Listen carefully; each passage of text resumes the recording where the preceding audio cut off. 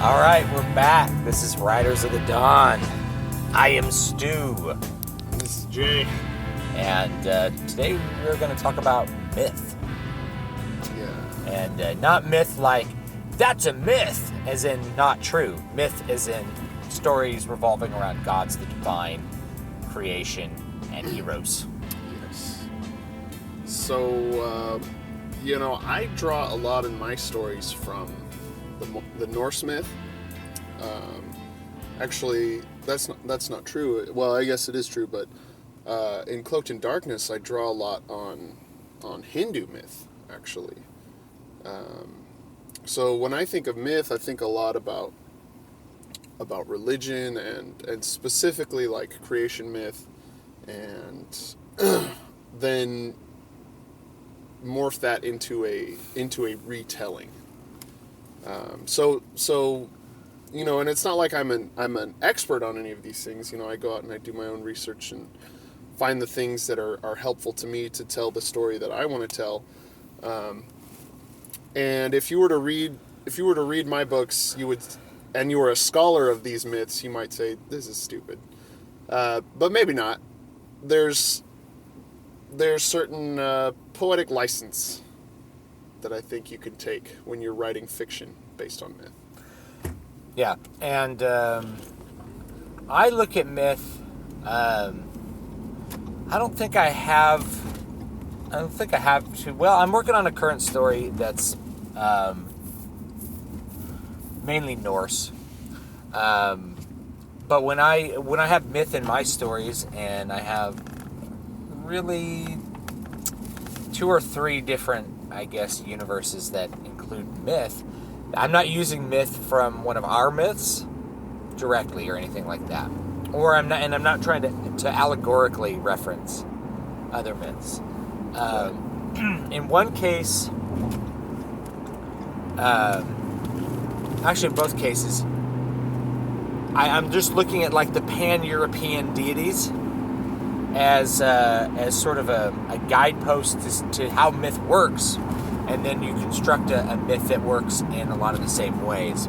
So with pan-European deities, and I'm using the word pan-European because in various cultures throughout Europe you have certain themes in myth and certain gods that could be said to be similar across those cultures. Depending on how far you want to go with pan-Europeanism, some people say that they're all the same gods, and they function in different cultures in different ways. But the point is, the gods of European myth have sort of things associated with them. So you have the god, Bacchus, the god of wine.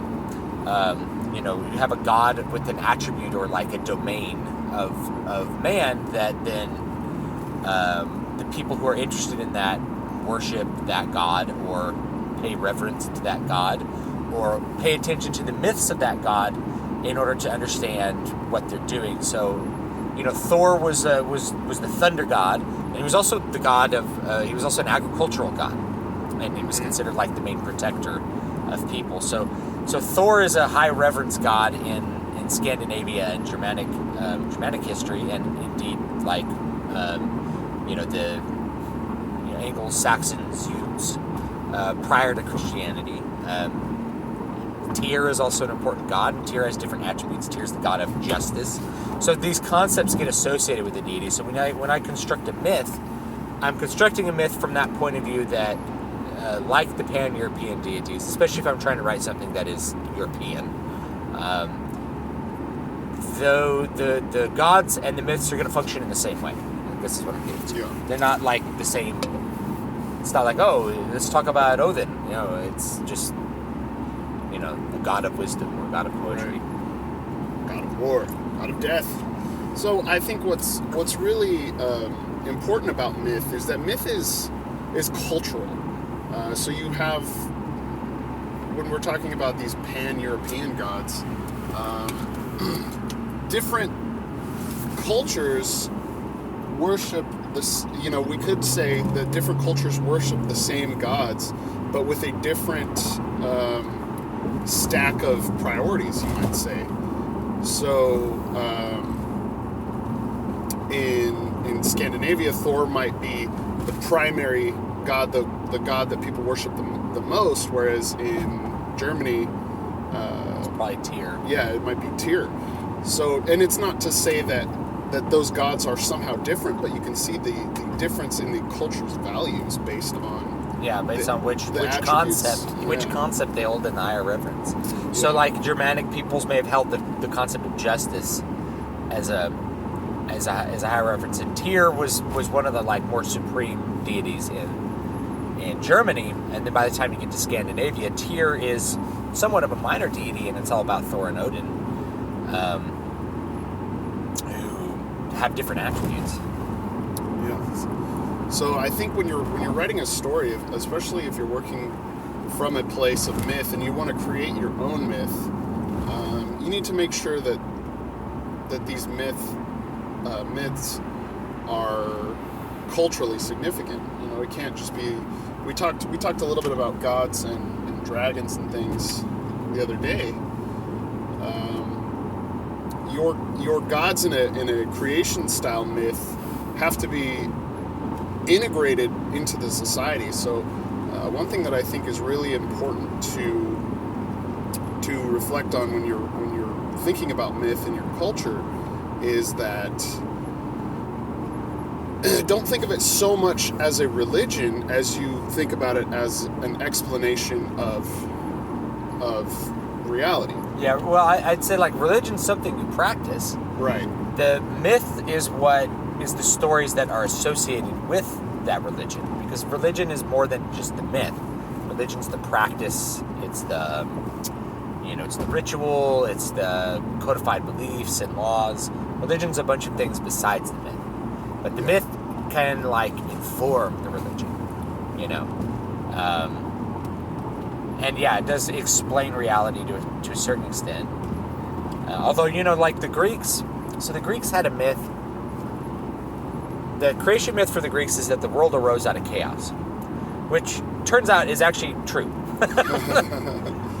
So this one kind of does explain reality, but out of reality came Father Heaven and Mother Earth, and Father Heaven made love to Mother Earth and produced the Titans, which then produced the gods. So the Earth and Heaven were these deities, and now we wouldn't think of them as deities, but it's not really expressing reality, but it does sort of express the relationship between the sky and the earth. The sky rains upon the earth and causes things to grow. Yeah. Right, and that's what that myth is explaining. It's explaining the spiritual relationship between things, not like the literal way things work. Right. And also the earth is round, and the ancient Greeks and Romans knew that, and so they didn't really think, and heaven obviously surrounds the earth, so they didn't really think of two beings like lying against each other having sex.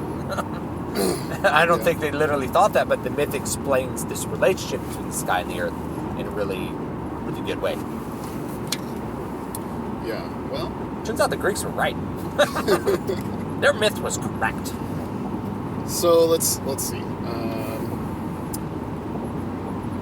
Where do we go from there? Well, how do you bring myth into your story? Yeah, your myth is going to come from your characters, because your characters are going to have to explain the myth to somebody. Yeah, so that's it. Okay, so this is a great point. So let's look at a couple examples. Let's look at Tolkien. Tolkien's mythology is extremely detailed and awesome. So in Tolkien's mythology, the world arises out of music. And there's a big choir of the Ainur, which are like the angelic beings, the archons created by the true god Eru. So he's referencing Gnosticism to a certain extent. Although most people wouldn't recognize that particular part of the occult in Tolkien because they've never been exposed to it, unless they're like Platonic Gnostics or something like that, or they researched it. But anyway, it's a Gnostic reference, and you guys can research that on your own if you want to dig into it or watch some like occult videos or something. I don't know. So Eru creates the archons, the Ainur, and the Ainur sing for him a great song, And in that song is all the themes and creations of all the beings and the history of the earth. Then, from that song, the earth is created. And then the Ainur fall in love with the earth, seeing its history, and some of them choose to go down into the earth, and then they realize that they're at the beginning of time because they didn't conceive of time before that. Because the music was time itself. And so he goes down, and then they're now the gods of the earth, and it's their power is in the earth, and the earth is their power, and it's their job to fulfill the song. And during the song, there's, of course, the voices of discord, which are like Melkor and Sauron, trying to sing against the others.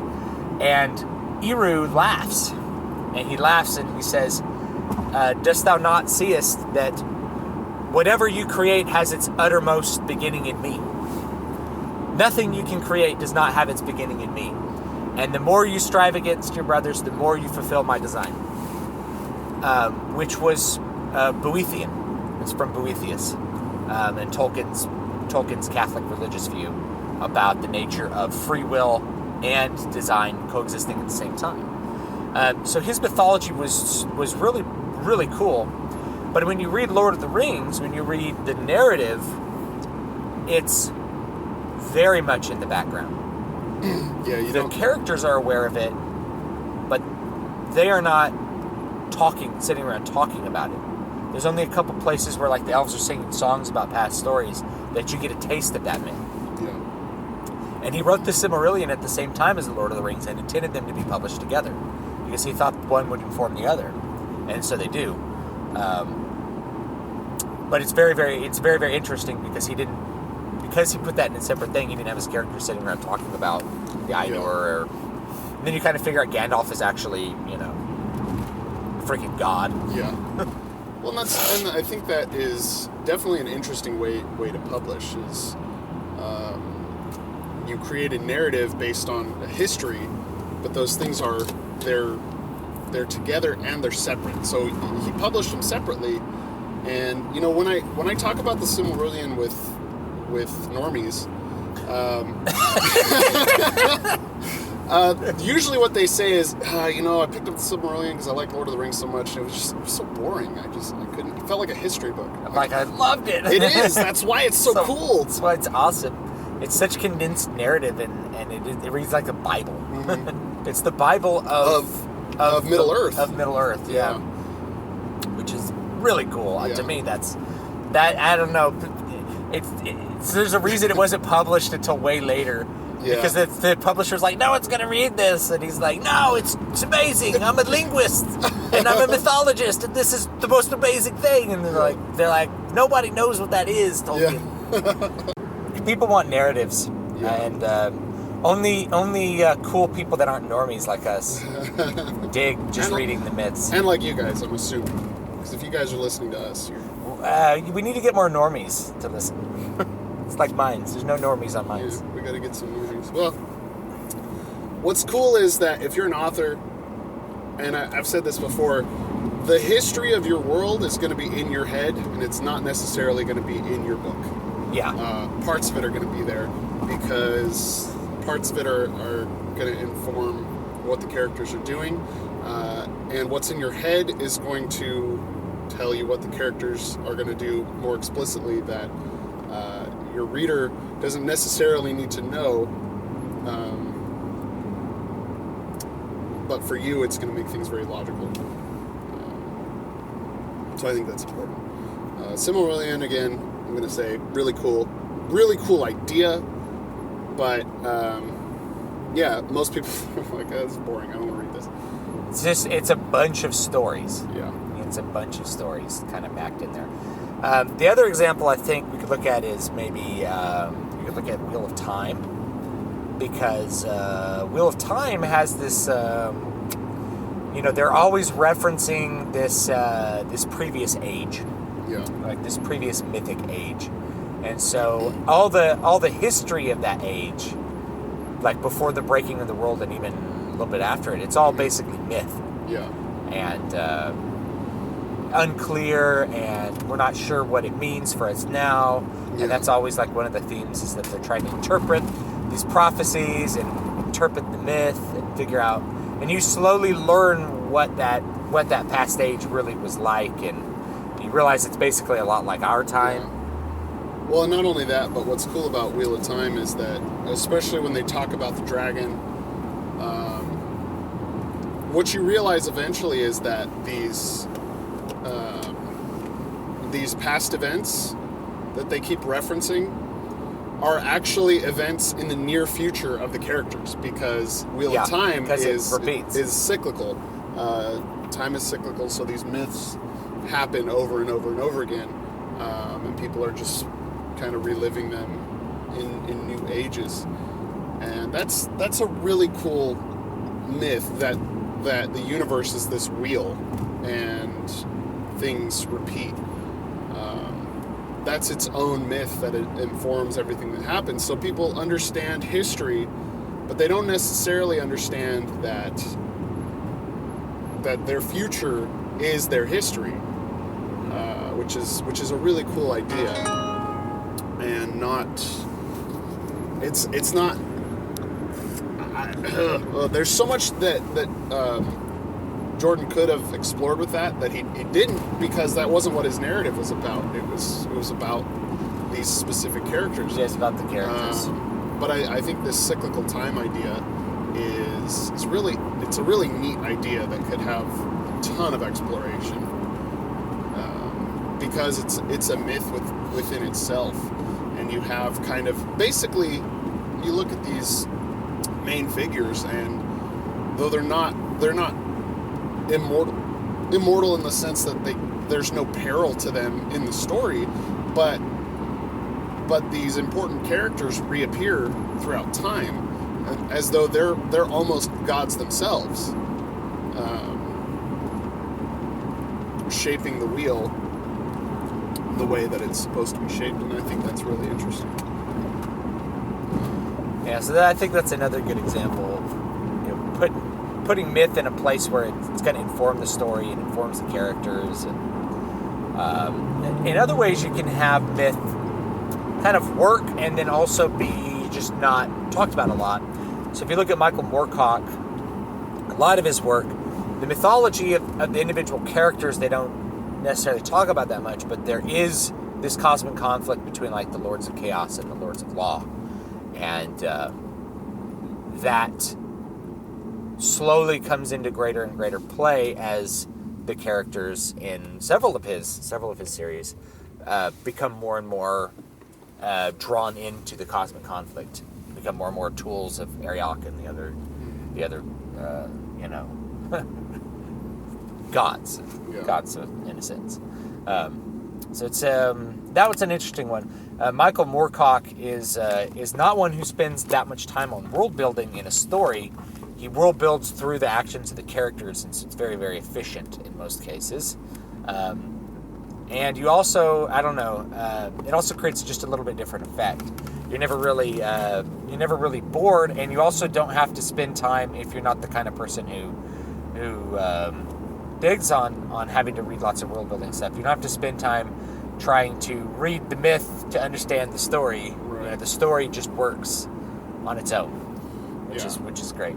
And this is something we talked about specifically with exposition, is the more you can work it into your story, the more that you can you can front load the action and intersperse the exposition, the more interesting the stories can be. Yeah, the more you're going to keep someone in the page at the beginning of a book, which is probably the most important place. Yeah. People, and if they don't have a reason to keep reading after the first, and you have to think about like a bookstore.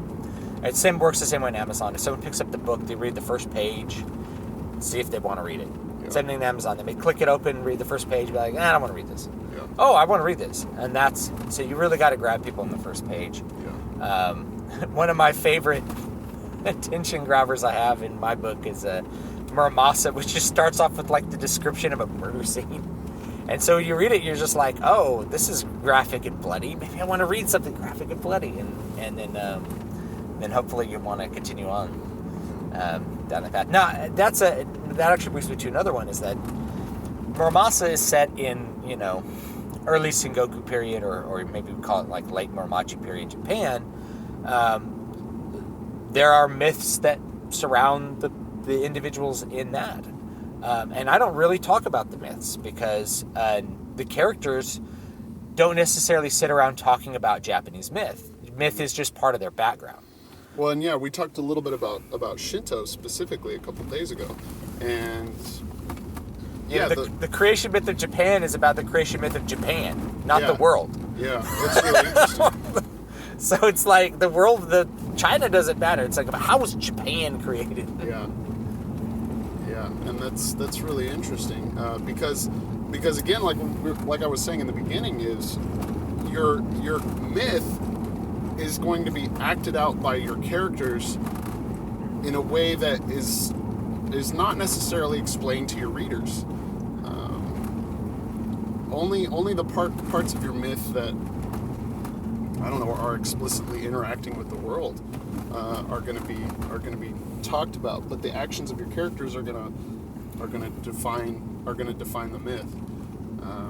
So, you might see myth come into play when a character says, I need to do this because this god demands it, and another character says, well, is that really what this god would want you to do? And then then they're talking about theology basically at that point. Yeah.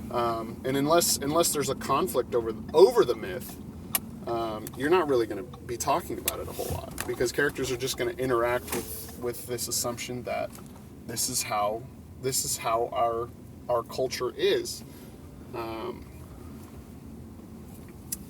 So that's interesting. This is why something like Connecticut Yankee is so popular, is because if you really want to explore that world and that myth, you need a stranger to the world. Yeah. That's not the reader, because because you don't want to break the fourth wall. Yeah. So yeah, you need a stranger to the world that's going to ask the questions that the reader would ask, and that usually works out. I mean, it works out. I get tired of it because I'm like, I just get so tired of people from our world like being in other worlds. It's just it's a trope I'm just so done with. I want people that the myths matter to them. Yeah.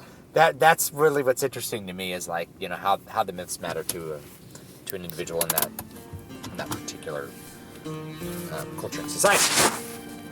But I think that's about it for today. This has been Riders of the Dawn. This is Stu. Where do we find Stu? dbspress.com, davidvstewart.com. This is Jay. You can find me at matthewjwellman.com. And thanks so much for listening. We'll see you next time.